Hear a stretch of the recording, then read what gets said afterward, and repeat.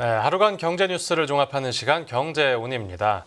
유동성 위기설이 불거진 롯데그룹이 기관 투자자들을 대상으로 기업 설명회를 열었습니다. 자구책으로 어떤 계획들을 내놨을지부터 뉴스 포인트에서 살펴보겠습니다. 지금 자리에 권용욱 기자 나와 있습니다. 네, 안녕하십니까? 안녕하십니까? 네, 롯데그룹이 이제 예고했던 대로 기업 설명회를 열었는데 열기가 아주 뜨거웠나 봅니다. 네, 어제였죠. 28일 오후에 설명회가 열렸습니다. 네. 기관 투자자 300여 명이 몰렸는데 원래 이 준비된 좌석이 250석이었는데 뭐 일찌감치 가득 차서 수십 명은 좀 선체로 그렇게 좀 참석을 했고요. 네. 제가 여기 참석했던 분의 좀 전언을 좀 들었는데 네. 그 열기는 뜨거웠지만 이 분위기는 시종일관 무거웠다고 합니다. 그런 분위기 속에서 열렸는데 롯데지주가 주최를 했고요. 그리고 네. 케미컬과 건설, 호텔, 쇼핑과 같은 주요 계열사들이 이 재무 개선을 위한 자구책들을 설명하는 자리였습니다. 네. 각 계열사들은 부채와 현금성 자산을 공개를 했고요. 그리고 경영 효율화 방향, 그리고 재무구조 개편 방안 등을 제시를 했습니다. 네. 뭐 전반적으로 유동성 우려를 불식시키기 위해서 좀 공을 들이는 모습이었습니다. 네, 그 계열사별로 이제 자구책을 하나씩 살펴보면 먼저 롯데쇼핑 같은 경우에는 이제 구체적으로 어떤 계획을 내놨죠? 네, 롯데쇼핑이 15년 만에 보유하고 있는 토지 자산을 재평가받기로 했습니다. 네. 그러니까 자산 재평가라는 것은 자산의 실질적인 가치를 반영하고 재무 구조를 개선하기 위한 것인데요. 네. 2009년 이후 처음입니다. 그러니까 롯데쇼핑이 2009년 당시 재평가에서는 평가 차액이 총 3조 6천억 원 정도 발생을 했는데 네. 이 때문에 부채 비율을 102%에서 86%로 낮추는 효과를 거둔 바가 있습니다. 네. 현재 롯데쇼핑의 토지 자산은 15년 전에 평가받았던 기준으로 7조 6천억 원인데 이번 재평가에서는 15년 동안 이 폭등했던 부동산 가격이 반영될 것이기 때문에 재무 여건이 한층 더 개선될 것으로 그렇게 전망이 되고요. 네. 롯데쇼핑은 이런 자산 재평가를 통해서 자본을 늘리고 또 부채 비율은 줄이고 또 신용도는 개선할 방침입니다. 전체적으로 재무 건전성이 제고될 것으로 좀 기대를 하고 있습니다. 네. 그리고 롯데백화점 같은 경우에는 부산 센터시티점을 비롯한 실적이 부진한 점포를 매각 추진을 하겠다 이런 발표를 했습니다. 네, 그렇군요.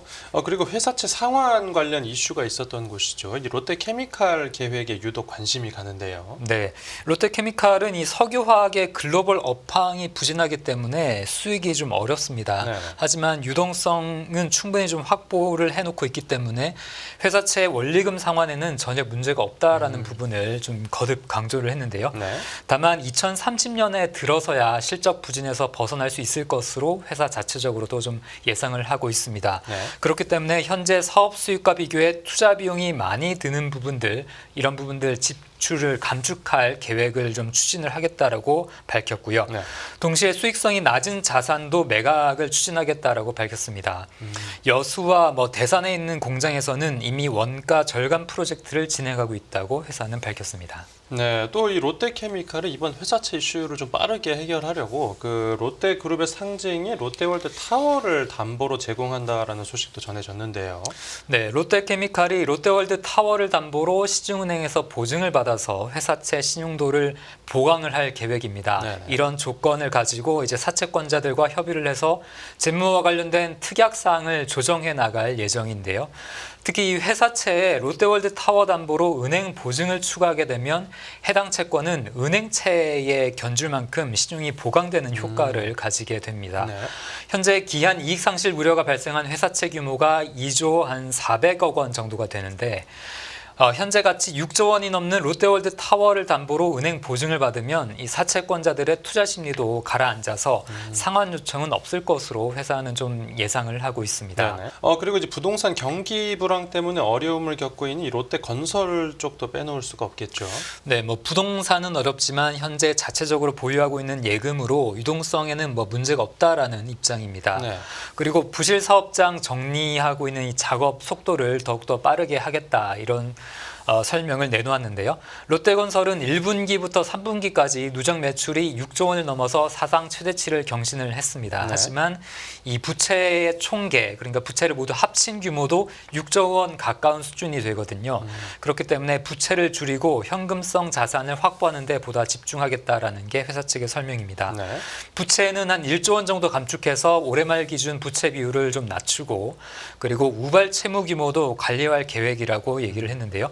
우발 채무라는 것은 현재는 채무로 확정되지 않았지만 이 가까운 장래에 돌발적인 사태가 발생하면 채무로 확정될 수 있는 일종의 특수 채무를 말합니다. 네. 그리고 롯데건설은 이 서울과 수도권 중심으로 분양을 늘려서 미분양 위험성을 조금 더 낮추겠다라고 설명을 했습니다. 네, 또 호텔 롯데 같은 경우에는 이제 업황 회복이 지연되고 있어서 그런가 결국은 면세점에 칼을 대기로 했다고요.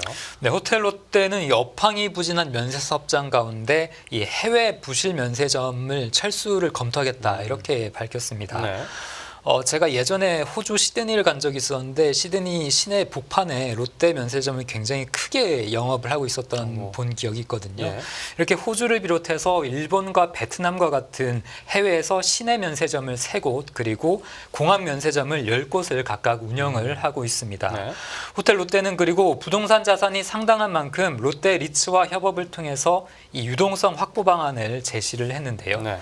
호텔 브랜드 가운데 L7과 CT 같은 자산들을 매각하는 방안을 검토를 하기로 했고요. 네. 그리고 고정비 절감을 위해서 월드타워 안에 있는 이 호텔 영업 면적을 축소하는 계획을 세우고 있습니다. 그리고 구조조정도 추진하겠다라고 밝혔습니다. 네, 알겠습니다. 이제 롯데그룹 자구책 관련 소식이었고 다음 뉴스 보겠습니다.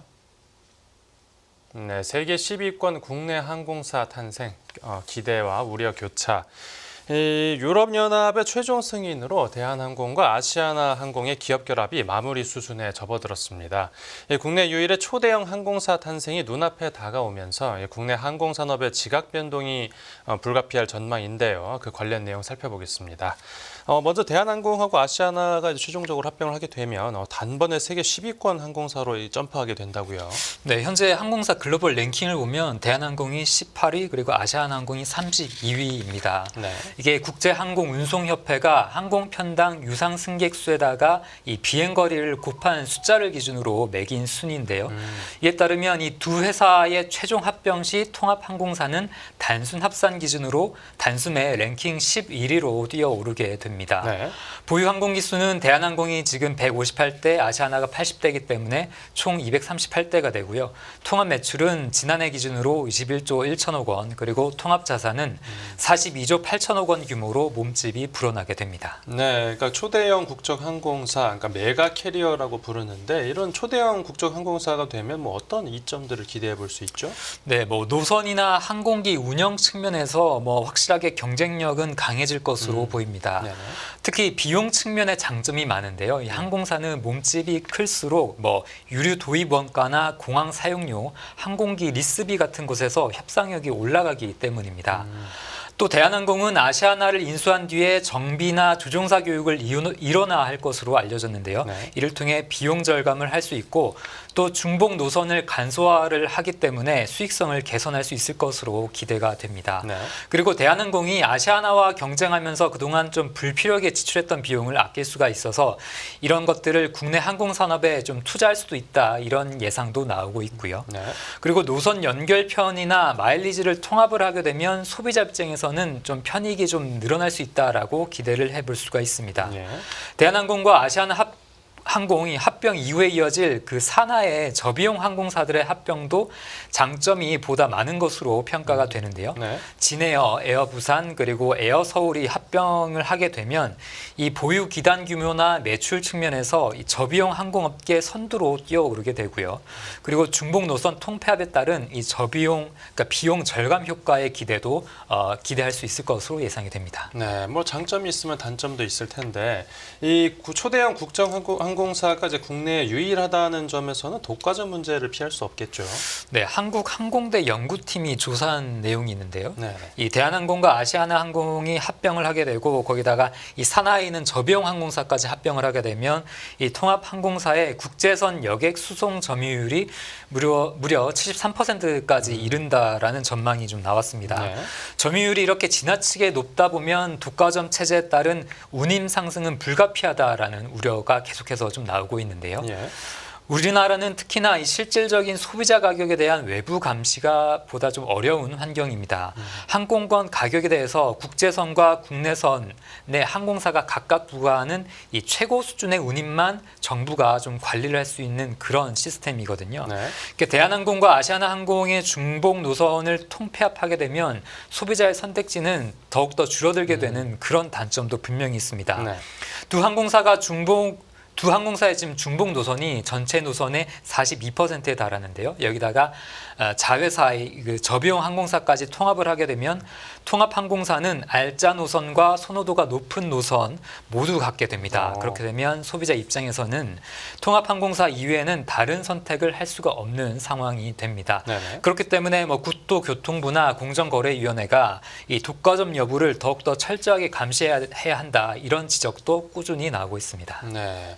또 이제 해결 과제로 하나가 더 있는데 합병 이후에 벌어질 수 있는 이 인력 구조 조정에 대한 우려도 계속 커지고 있습니다. 네, 맞습니다. 지난해 말 기준으로 고용 인원이 대한항공은 19,000여 명 그리고 아시아나항공은 8,000여 명이었거든요. 이 동종 산업 간의 합병이기 때문에 중복되는 업무에 대한 인원 조정은 좀 불가피할 것으로 그렇게 전망이 됩니다. 네, 알겠습니다. 항공업계 관련 소식 들어봤고 다음 뉴스 보겠습니다. 네, 서울 아파트 매매 3개월 연속 감소. 아무래도 대출 규제 때문인지 서울 아파트 거래가 3개월 연속으로 감소세를 이어갔다고요. 네, 지난달 서울 아파트 매매 거래량이 4천 가구로 집계가 됐습니다. 네. 이게 전월보다 19% 감소한 수준인데 국토교통부가 발표한 10월 주택 통계 내용입니다. 네. 거래량이 4천 가구라는 의미는 지난 4월 이후 6개월 만에 가장 적은 거래량이었는데요. 정부 대출 규제가 본격화됐던 8월부터 거래량이 눈에 띄게 좀 꺾이기 시작을 해서 이 스트레스 DSR 2단계가 적용됐던 9월에는 더욱더 감소를 했고 10월까지 3개월 연속 감소를 하게 됐습니다. 네, 또 이 집을 사려는 사람이 많지 않다 보니까 그 준공 후에까지 계속 공실로 남아 있는 그 악성 미분양 물량도 좀 심각한가 봅니다. 네, 준공 후 미분양, 그러니까 준공을 하고 나서도 분양되지 않은 것들을 보통 악성 미분양으로 분류를 합니다. 예. 이게 사실 건설사가 주택이 착공되는 2, 3년 동안 미분양을 해소하려고 노력했는데도 불구하고 해소가 되지 못한 이 미분양 물량을 뜻하는 거거든요. 네. 이 10월 말 기준으로 전국의 준공 후 미분양 가구가 한 18,000여 가구로 집계가 됐습니다. 네. 한 달 사이에 6%가량이 늘어난 건데요. 그리고 지난 2020년 7월 이후 4년 만에 가장 많은 수준이었습니다. 네. 증가한 악성 미분양은 대부분 인천에서 나왔는데요. 인천의 악성 미분양이 한 달 전보다 무려 2.8배가 급증을 해서 1,500여 가구로 집계가 됐습니다. 네, 알겠습니다.